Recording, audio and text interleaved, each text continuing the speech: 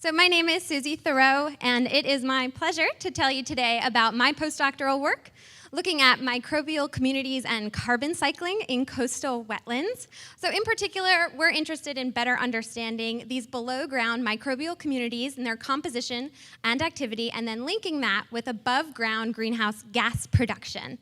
And we're fortunate in that we are able to study these systems right here in our own backyard in San Francisco Bay. So once upon a time, San Francisco Bay had approximately 85% more coastal wetlands than it does presently. So the majority of these wetlands were lost through drainage and conversion to agricultural lands and industrial salt ponds.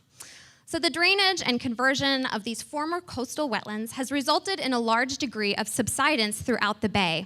So that means that certain parts of San Francisco Bay, and in particular in the Delta region, the land surface area is actually meters below sea level. This puts a huge strain on the protective levee systems that have been installed to protect some of those neighboring agricultural lands and communities. With the threat of rising sea levels, these levees are at risk of breaching, which would, of course, flood these neighboring communities. So this is a big concern. And one of the mechanisms that has been proposed to reverse some of this subsidence that has occurred throughout the bay is actually wetland restoration. So wetland restoration would provide a number of really important ecological benefits. First off, wetlands are home to some really important charismatic megafauna, such as the endangered species, the California clapper rail, and the salt marsh harvest mouse that we have here in San Francisco Bay. Additionally, wetlands play a large role in the global carbon cycle, something that we care a lot about here at the JGI. So while wetlands occupy only about 9% of total global land area, they can be responsible for storing up to 35% of all terrestrial carbon. So how does that work? Well, wetlands support a large degree of above-ground primary productivity, so plants and algae that live in wetlands environments perform photosynthesis, and they fix CO2, and then when that organic carbon material from that plant and algae material dies, it gets buried in these waterlogged anoxic soils where it degrades really slowly over time.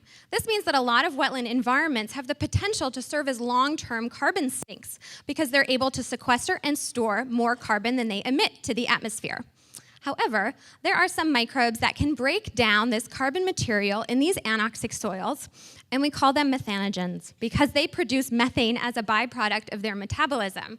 And we care a lot about methane and the activity of these methanogens because methane is actually 25 times as potent a greenhouse gas as CO2. That means for every molecule of methane in the atmosphere, it behaves like 25 molecules of CO2 in terms of trapping greenhouse gases and exacerbating global warming. For this reason, wetlands can be responsible for the production of 75% of all natural methane emissions to the atmosphere.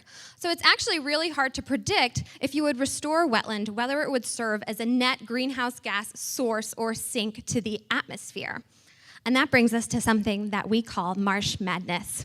So marsh madness is the competition between all those different geochemical and biological factors that vary from wetland to wetland and within a single wetland that are all competing against each other to dictate whether a wetland will serve as a net greenhouse gas source or sink to the atmosphere.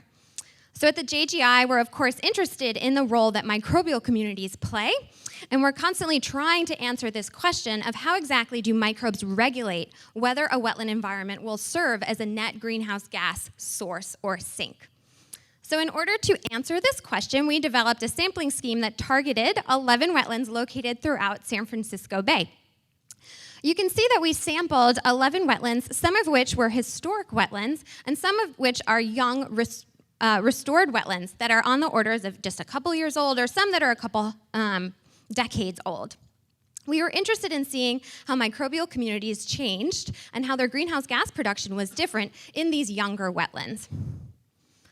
Additionally, by sampling in San Francisco Bay, we captured this natural variation in salinity that exists as you go from full seawater to full freshwater in the delta.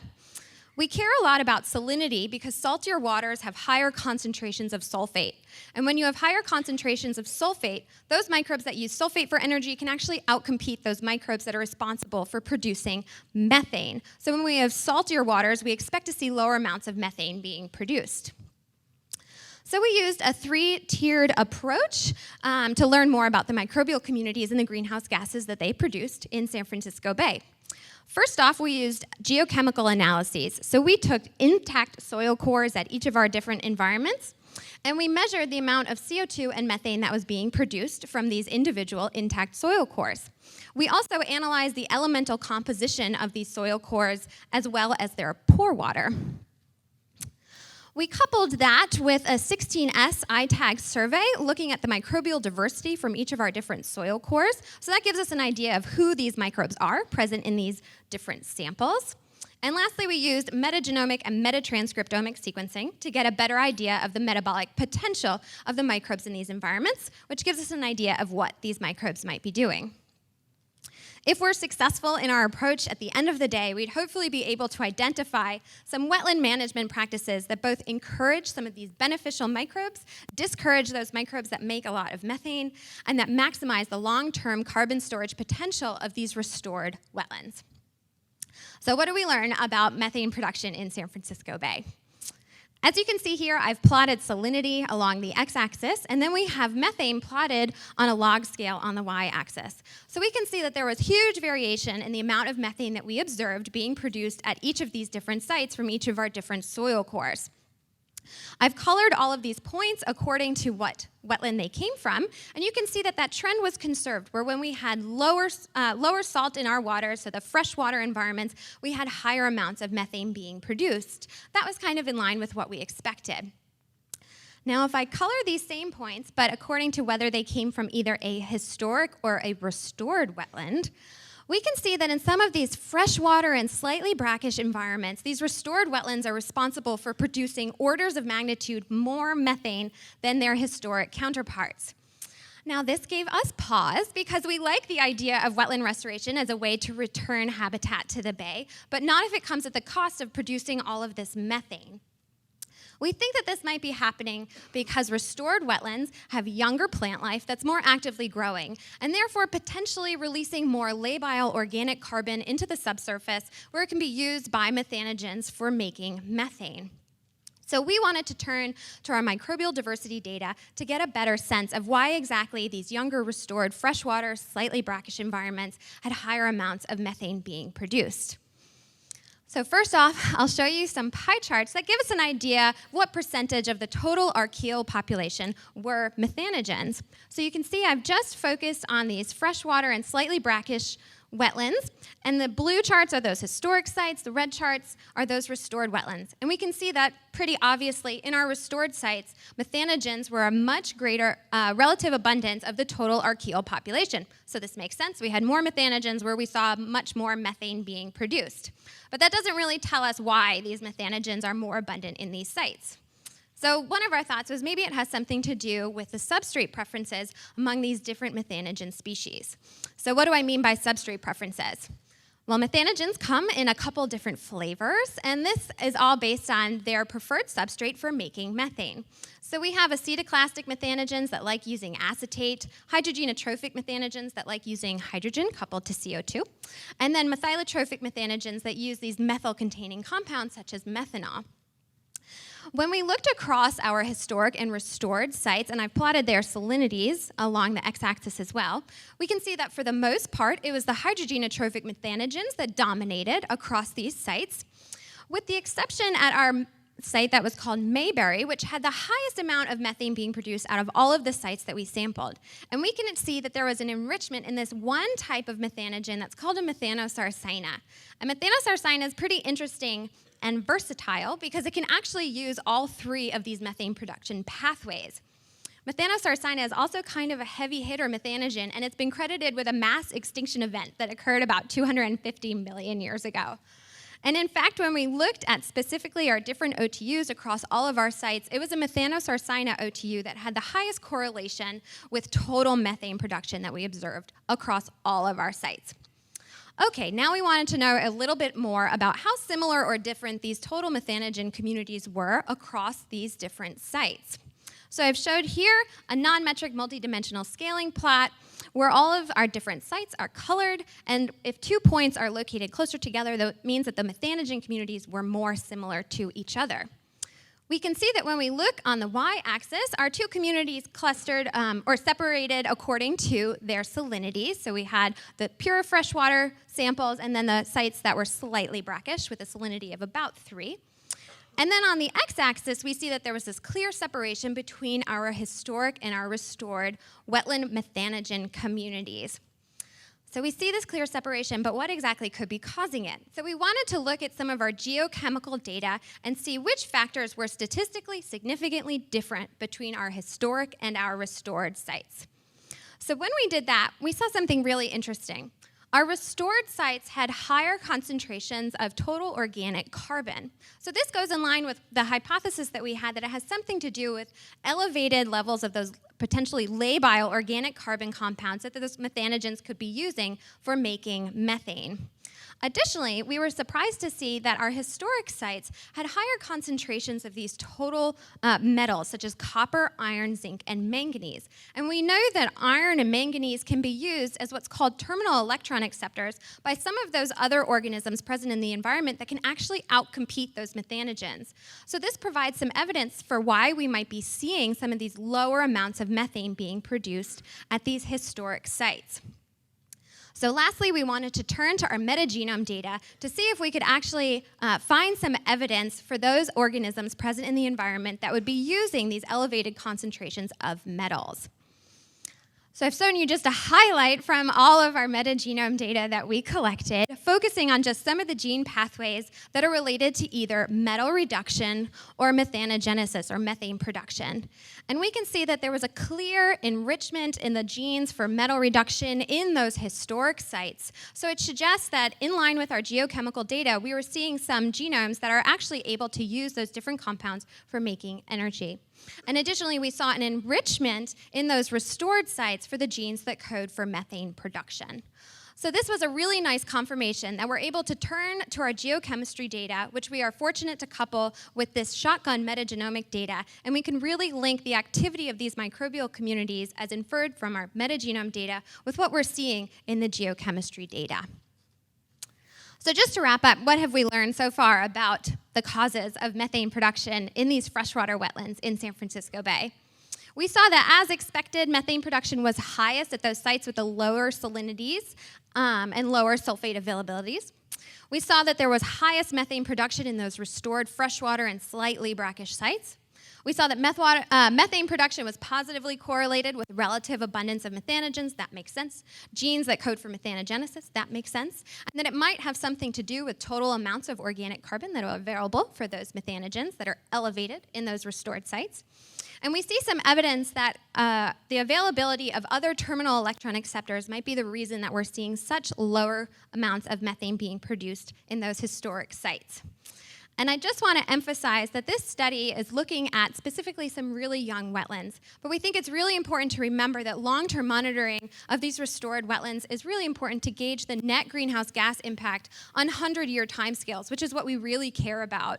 So we're interested to see if over the long term, these restored wetlands begin to resemble their historic counterparts and have the potential to actually be long-term greenhouse gas sinks.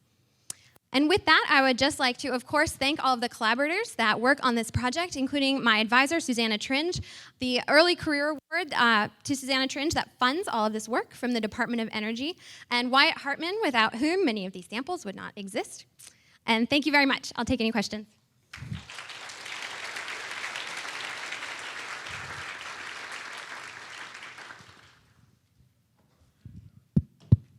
All right, thanks for a great talk. Does we have any questions? Yeah, Eddie? We don't have a 100-year time scale. And so are you going to give a carbon credit or a carbon tax if someone wants to restore a wetland? That's a great question. And it's something that people, the quick answer is we don't know yet. So there's currently an effort to try and develop a method for better approximating on a shorter time scale if a wetland will serve as a net source or sink. So it's something that people are working on right now that then they can go to the state of California and say, okay, we have a net sink here, give us some money. But it's something that we don't have a good method for yet. Yeah. So a follow-up to that is that you had some restored sites that were, I think, restored in the 70s.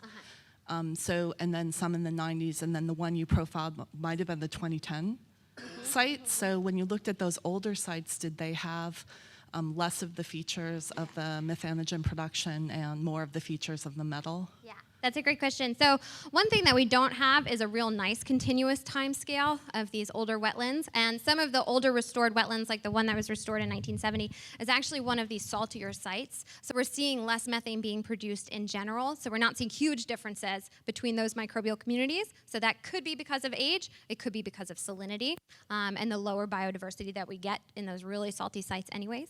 But something that we're doing working in the South Bay is targeting some other of these recently restored wetlands that there's more of an available time scale, there's a smaller geochemical gradient, and we're really hoping to tease apart exactly how microbes change over time and if they can ever resemble those historic wetlands.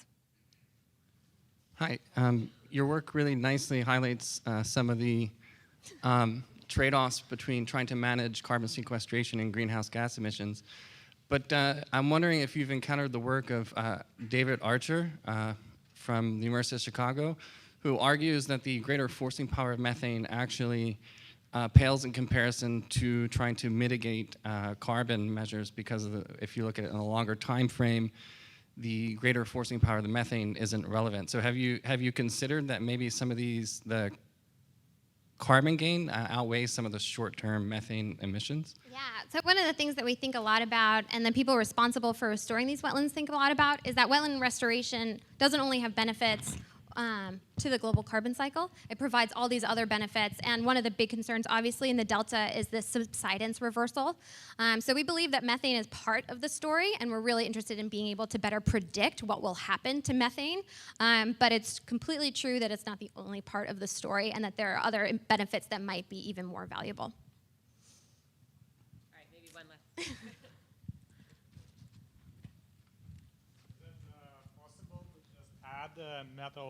Is it possible to just add metal salts to those new wetlands to give So, you know, it's always great to think about some of the ways that you could tweak the microbes that are present in the environment. The fact of the matter is you would probably have to be continuously adding that salt if you wanted to decrease the amount of methanogenic activity. And we also don't know then what cascade of events would follow that and how else you might detrimentally affect the microbes present in those samples. But it's something we're always thinking about if there were gentler ways that we could potentially encourage some of those good microbes, discourage the bad ones. All right, well, thanks so much, Susie.